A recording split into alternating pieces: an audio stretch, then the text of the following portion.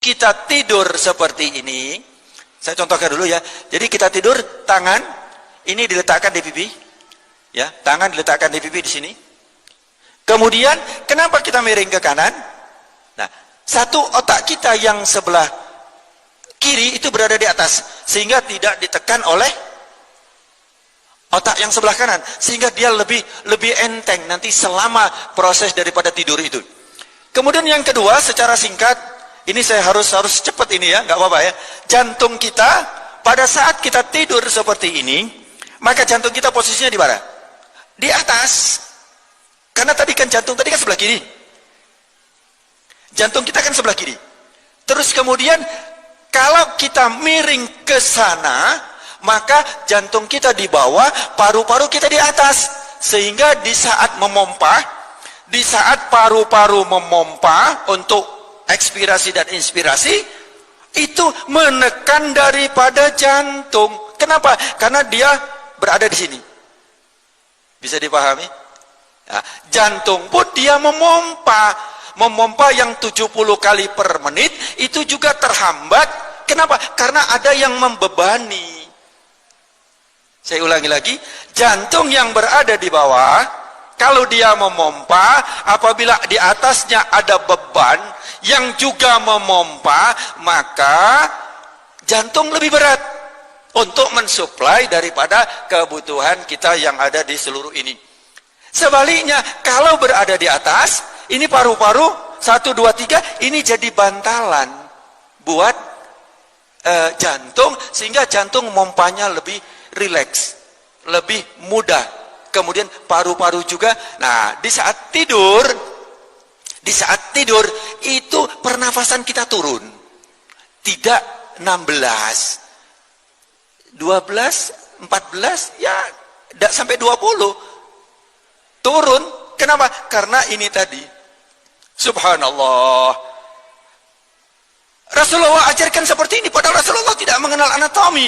Tetapi kenapa? Itu sangat istimewa. Di saat kita tidur seperti itu, bahwa paru-paru itu tidak menekan daripada jantung. Yang kedua, jantung kita ini setelah memompa, plek, kemudian di situ ada namanya aorta. Aorta pembuluh darah yang agak besar. Itu kemudian posisinya itu lebih atas dari organ yang lain. Jadi kalau posisi seperti ini, ngapunten, seperti ini posisinya, ya, maka posisi daripada aorta tadi dia naiknya sebelah sini. Aorta itu dia gini, jantung telak masuk, kemudian dia akan memompa seluruh tubuh. Nah, ini posisinya berada di atas.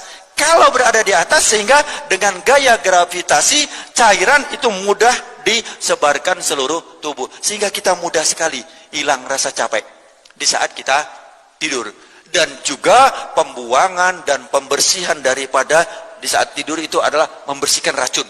Racun-racun itu dibersihkan di saat kita tidur. Allah subhanahu wa ta'ala membuat mekanisme itu. Kenapa kita ngantuk? Kenapa kita tidur? Itu adalah sebenarnya karena Allah sayang sama kita, agar tubuh kita itu tetap dalam keadaan kondisi yang betul-betul prima, betul-betul istimewa. Tidur berapa jam? Nah, ini banyak teori yang mengatakan 8 jam. Sebenarnya bukan 8 jam. Kalau bisa 6 sampai 7 jam. Sedikit saya lanjut. Rasulullah tidurnya tidak malam. Ya, jangan kira-kira jam 9 atau habis sisa sebentar. Ya, habis sisa sebentar. Beliau tidur, kemudian bangunnya bukan subuh. Bangunnya dia lebih cepat, sepertiga malam. Ini beliau bangun. Inilah yang dilakukan oleh Rasulullah sallallahu alaihi wasallam. Jadi kita sekarang digeser, maaf, banyak tayangan TV, banyak ini, itu bergeser tidurnya. Kalau enggak jam 11 tidur, akhirnya bangunnya ya azan subuh.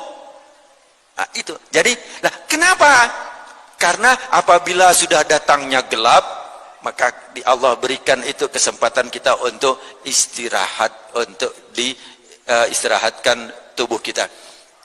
Saya kembali sedikit. Jadi di saat kita seperti ini tadi, nah ini sedikit aja, kurang 2 menit. Di saat kita tidur ini, kaki kita jangan lurus. Kaki kita jangan lurus. Kenapa? Kalau lurus, otot ini akan ketarik. Jadi harus rileks, ditarik sedikit, agak ditekuk.